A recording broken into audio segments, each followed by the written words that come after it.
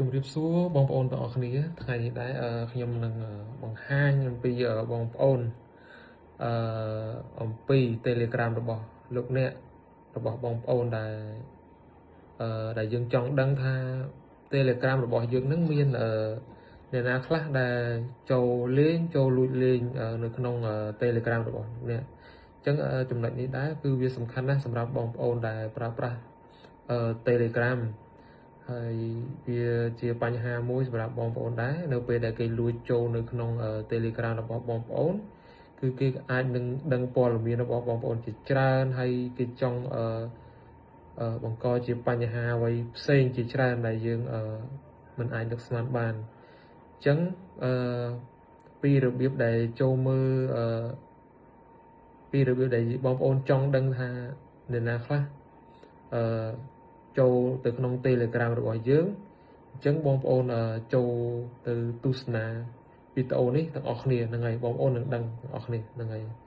សួស្តីបងប្អូនទាំងអស់គ្នាថ្ងៃនេះដែរខ្ញុំមកបង្ហាញពីវិធីខ្លះពាក់ព័ន្ធនឹង Telegram ដែលបងប្អូនចង់ដឹងថា Telegram របស់បងប្អូននឹងមានអ្នកណាខ្លះដែលគាត់ចូលលេងTelegram របស់បងប្អូនអញ្ចឹងបងប្អូនមកមើលវិធីនេះទាំងអស់គ្នាជាដំបូងយើងចូលមក Telegram ចុចទៅលើមកគឺយើងមកមើលពាក្យមួយនេះពាក្យ device ចឹងចុចនៅលើពាក្យ device មកបាទហើយនេះកន្លែងនេះហើយដែលបងប្អូនអាចមើលដឹងថាតើអ្នកណាខ្លះដែលគាត់លុកចូល Telegram របស់បងប្អូនដែលបងប្អូនមិនដឹងខ្លួន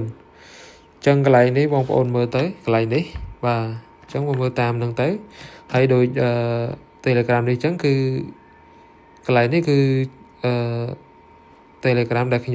របស់ខ្ញុំដែលខ្ញុំលុកចូលកុំព្យូទ័រ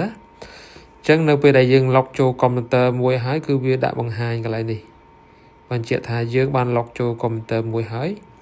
បន្តមកទៀតបងប្អូននៅកន្លែងនេះគឺវាដាក់ឲ្យ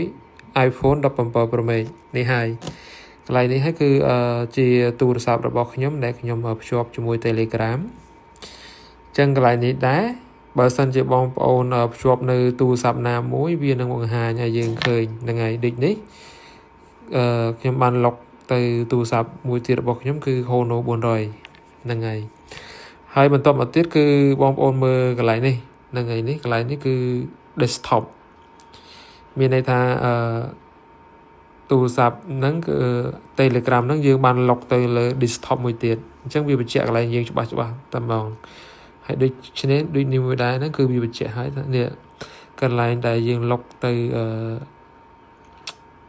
desktop ដែលយើងបានលុកទៅអញ្ចឹងកន្លែងចំណុចទាំងអស់ហ្នឹងគឺវាបានបញ្ជាក់របស់យើងអញ្ចឹងបងប្អូនមើលទៅបើសិនជាកន្លែងមួយណាដែលយើងមិនបានលុក Telegram របស់បងប្អូនទេបងប្អូនអាចចុចទៅលើវាមកហើយយើងប្រើពាក្យ delete បានកន្លែងនេះអញ្ចឹងយើង delete ទៅកុំឲ្យគេលេង Telegram របស់យើងអញ្ចឹងបងប្អូនមើលលម្អិតខ្លួនឯងទៅថាមានអ្នកណាខ្លះដែលគាត់ចូលមក Telegram របស់យើងអាចមើលដឹងកន្លែងហ្នឹងអញ្ចឹង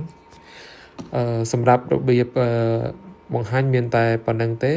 ហើយក៏សូមអរគុណបងប្អូនដែលបានទស្សនាពីរបៀបវីដេអូមួយនេះហើយបងប្អូនកុំភ្លេចជួយ share ដើម្បីឲ្យបានទៅដល់បងប្អូនយើងដែលពួកគាត់មិនទាន់ចេះពីរបៀបនេះនឹងឲ្យសូមអរគុណ